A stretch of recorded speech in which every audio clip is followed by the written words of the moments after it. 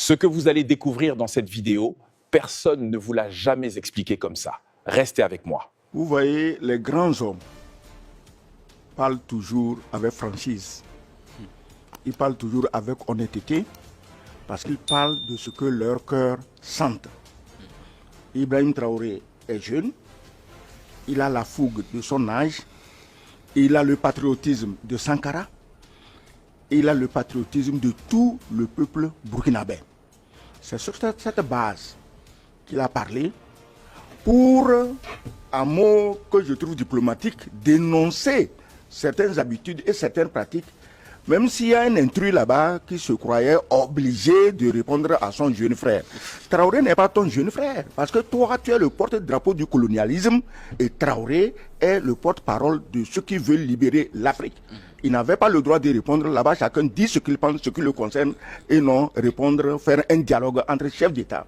Les Africains sont comme ça, même à l'étranger, ils n'hésitent pas à se ridiculiser mutuellement. Est-ce que tu imagines des Asiatiques, des Américains en train de donner ce triste spectacle d'un vieux, d'un ancien président mourant, sortant, en train de massacrer son peuple, en train d'embastiller les opposants en vue? Il va répondre à Traoré. Sur quelle base? Alors, Traoré, à ce sommet, s'est fait porte-parole d'une certaine génération. À quelle génération fait-il allusion selon vous, Chamsi? Oui, ben, tout simplement la nouvelle génération de jeunes Africains qui sont en train de monter au créneau. En fait, Traoré bon, selon moi, il n'a rien dit d'extraordinaire parce qu'il n'a fait que dire la pure et la simple vérité. Qui aujourd'hui ne sait pas que nos chefs d'État dansent quand les impérialistes tirent les ficelles? Qui ne le sait pas? Qui ne sait pas aujourd'hui que les présidents africains s'en vont mendier partout dans le monde entier, de quoi, je ne sais même pas, détourner même, parce que quand ils s'en vont mendier les financements, c'est pour les détourner après. Et donc, Traoré n'a fait que dire une pure et simple vérité à la face du monde. Et c'est un jeune, comme l'a dit le doyen Kegewé, c'est un jeune, il parle direct, il est droit. Et il a hérité cela de notre cher Thomas Sankara, qui est parti trop tôt. Je pense qu'il s'est réincarné en ce jeune président, qui ne fait que la fierté de la jeunesse africaine. Et donc, les propos tenus par ce dernier, moi je me retrouve totalement dans ces propos. Je crois qu'il y a eu un travail quand même que les panafricanistes ont eu à faire pendant des années. Ce travail est déjà en train de payer. Parce qu'avant, il y a beaucoup qui avaient les yeux fermés, qui pensaient que les choses devraient être comme l'Occident le voudrait. Et donc, ce n'était pas possible de sortir des arcanes ou bien des voies tracées par l'Occident. Il faut faire tout comme l'Occident le veut, sinon. Donc, il y a cette peur-là qui habitait beaucoup. Mais avec la prise de parole, les médias, avec la contribution de Niveau TV et tant d'autres, on a démontré à la face du monde que nous étions sur une mauvaise base. Et donc, il fallait réfléchir autrement. Et la jeunesse aujourd'hui réfléchit autrement. Donc Traoré n'a fait que donner le ton. C'est déjà donné, hein, mais je crois que les bonnes choses attendent encore. Ceux qui sont étonnés des propos de Traoré n'ont qu'à se préparer parce qu'ils en auront beaucoup plus. On risque peut-être d'en avoir plus. Traoré qui s'est montré, comme je le disais, porte-parole d'une certaine jeunesse. Mais cette jeunesse-là dont il s'est fait porte-parole, il incarne aussi au même moment un certain Thomas Sankara à un sommet de l'Union africaine. Que dites-vous des propos tenus par Traoré et surtout de la réaction maintenant de Macky Sall? Non, allons à la réaction de Macky Sall. Quand Traoré parle de mendiant, Macky Sall réagit. Quelque part, il a raison, parce que c'est lui le mendiant en chef que les Européens ont envoyé mendier le blé chez les Russes. Pour que, dit-on, les Africains ne meurent pas de faim.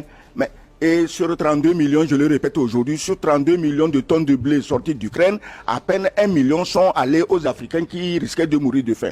Donc Macky Sall étant le mendiant en chef dans l'intérêt des Européens, il y a de quoi se sentir égratigné par les propos du jeune capitaine Traoré.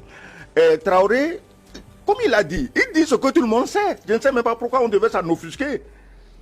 Je ne sais pas. Mais est-ce que quelque part, Macky Sall n'était pas en droit de se sentir touché? Parce que, comme vous l'avez dit, c'est lui qui avait conduit une délégation. Mais s'il se sent touché, qu'il aille se confesser ceux à qui le blé qu'il a mendié a profité. Ça ne nous intéresse pas. Il n'a pas à piailler dans une salle à Saint-Pétersbourg. Il a mendié le blé, pas pour les Africains. Si c'était pour les Africains, nous tous on le défendrait. Donc, il se sent concerné en quoi? C'est vrai ou faux? Il a mendié le blé ou non? C'est vrai ou faux? Le blé a profité aux Occidentaux. C'est vrai ou faux? Macky Sall le sait, il a quand même des conseillers qui connaissent les chiffres.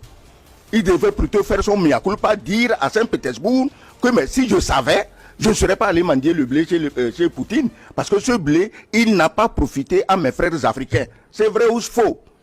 Finalement, le blé a été promis à 6 pays africains.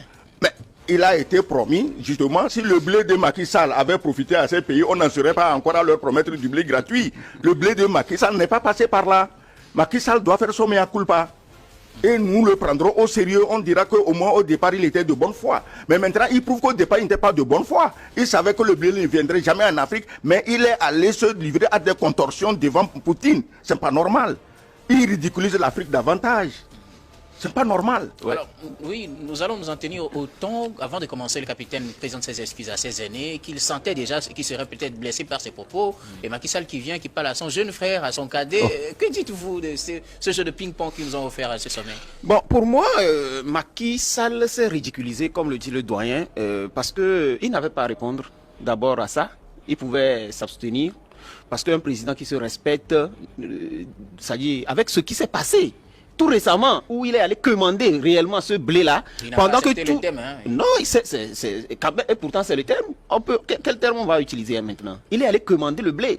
Comment se fait-il que l'Afrique, qui fait 36 millions, 30 millions, oui, de kilomètres carrés, qui s'en va commander la nourriture en Europe?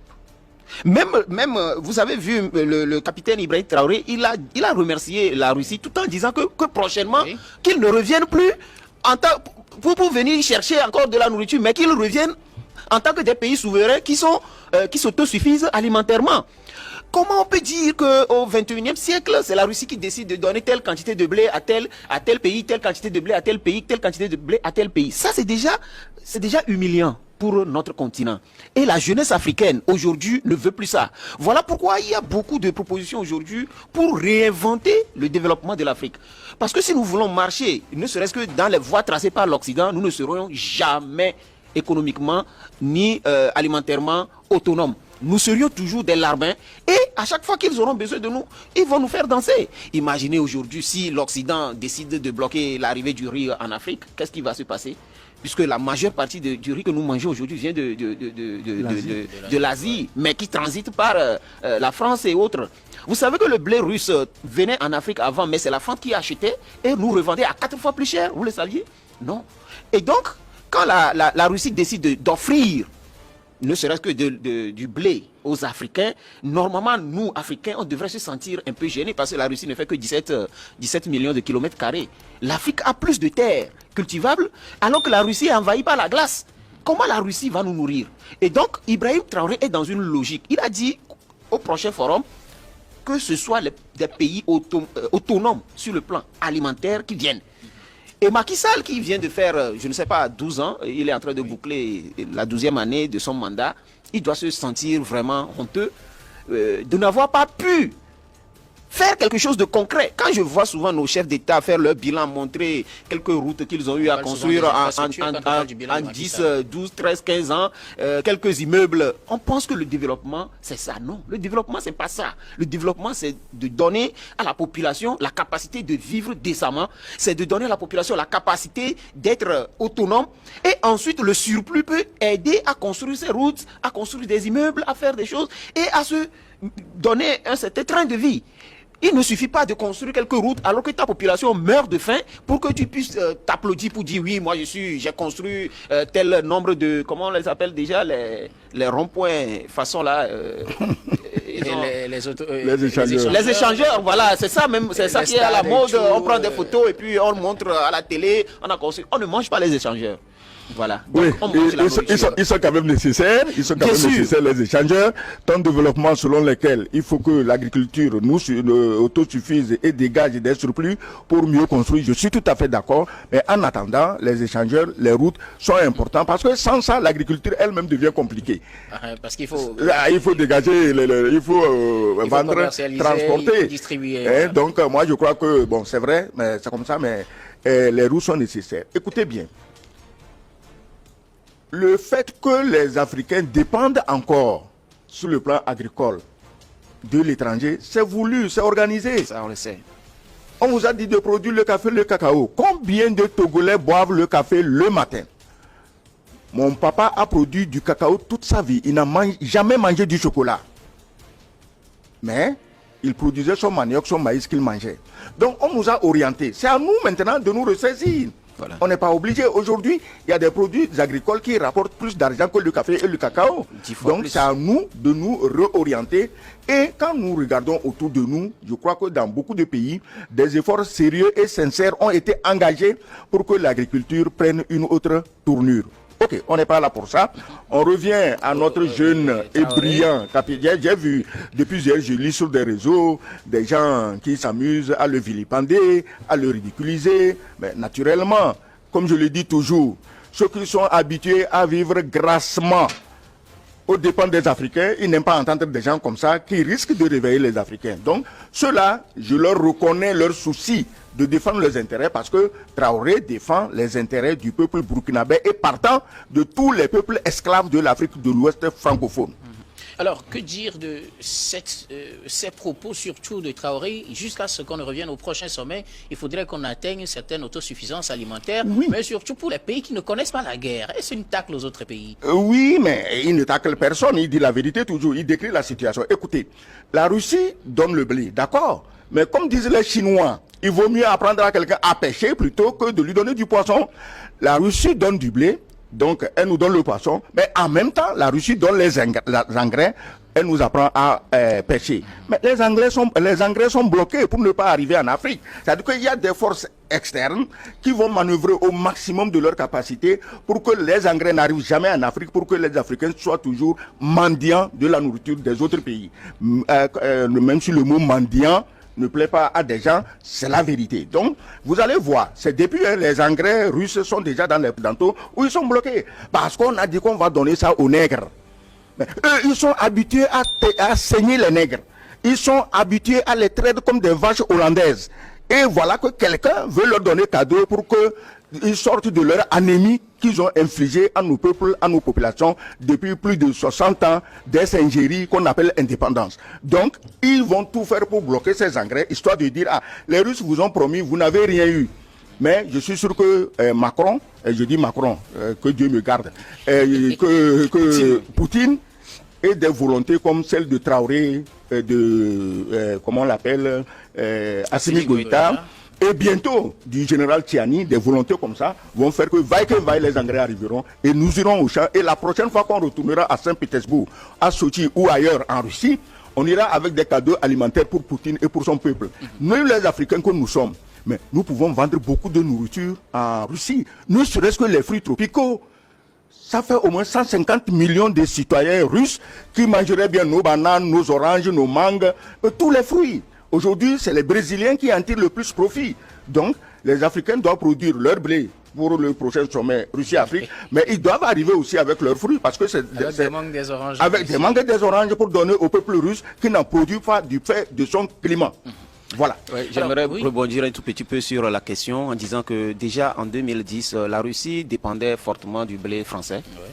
Et en 2014, les sanctions de l'Union européenne et de l'OTAN et tout les ont amenés, après avoir occupé la Crimée, les ont amenés à se ressaisir et à se relancer. Et aujourd'hui, ils sont exportateurs, ils sont pratiquement, je crois, c'est la première puissance exportatrice de blé au monde.